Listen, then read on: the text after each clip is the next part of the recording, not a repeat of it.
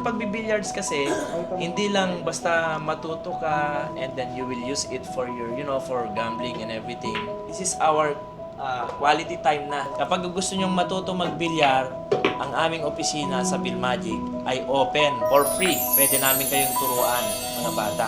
Magandang araw po sa inyong lahat. Nandito po tayo sa Billmagic office and welcome to Billmagic Talks. I'm your host for today. I'm G. G na ba kayo? So today, ang pag-uusapan po natin ngayon ay kung paano may encourage ang mga bagong manlalaro ng billiard. So para maging exciting ang topic natin ngayon, so makakasama po natin ang parehas bilyarista. So please welcome Mr. Alex, also known as Alex Exclusive, and his son, Nathan. Hello po! Sir, hindi ko na po ito patatagalin. So, paano po napasok sa buhay niyo ang pagbibilliards? Kasama niyo pa po ang anak ko. Nag-start ito since I was college. That time, medyo mataas na yung trend ng billiards. Nung pumalo na yung industry ng billiards, doon ko na ibinalin yung time ko. So, nagiging passion ko na siya. So, naglalaro na ako kung saan-saan, nakikipag-meet sa mga tao, ganon. So, for my son, gusto ko siyang i-encourage siya na mag-billiards instead of, wasting time sa mga gadgets and everything. Ito, nung nagsimula ito, pumapatong pa talaga siya sa lamesa. As in 2 years old, ang gamit niya lang isang shaft talaga. Itong portion lang na to ang gamit niya, wala itong bat. So, nung nakita ko, sinuportahan ko na siya na mag-continue sa pagbibilliards. So, hanggang ngayon, nakakasama ko siya sa pagbibilliards, nakakasama ko siya sa mga tournaments, sa mga pinupuntahan naming lugar, gano'n. So, magkasama kayo parehas palagi. So, parang naging banding niyo na po yun, sir. No? Yes. Kasi ang pagbibilliards kasi, hindi lang basta matuto ka and then you will use it for your, for gambling and everything. Ang amin kasi, this is our quality time na. Kumbaga, yan yung pinaka-banding namin, dalawa. So, ang gusto kong mangyari, matuto siya, gawin niyang passion niya in the future kung talagang gugustuhin niya.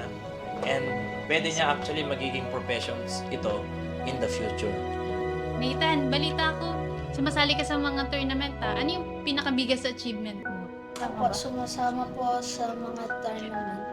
Yung huli ko pong tournament sa Q-Pop at pinamataas ko pong achievement doon. Finalist po ako. Yun, sumali kasi kami sa Q-Pop nung tournament na yon. So, out of 32 players, nakapasok siya sa finals. Yun ang pinakamataas niyang achievement. So, yun. At least, nakapagtanim siya ng mga record niya doon na siya isang bata, natalo niya yung mga ibang matatanda pa. Sir Alex, ano po yung may papayo niyo sa mga batang gusto mag-umpisa ng billiards at sa mga parents nila? Sa mga bata na gustong magsimulang maglaro ng bilyar, ito ang gagawin niyo. First, makinig kayo sa magulang muna ninyo. Ngayon, kapag gusto nyong matuto magbilyar, ang aming opisina sa Billmagic ay open. Pwede namin kayong turuan, mga bata. Huwag niyong isipin na gusto nyong matuto para magsugal. Hindi. Ang anak ko, hindi yun Ang si Nathan, hindi niya yung ginagawa. Ang ginagawa niya to for fun. Just for fun lang talaga. Ganon din sa mga parents nila. Kapag nakita ninyo na may potential yung anak nyo, suportahan nyo na.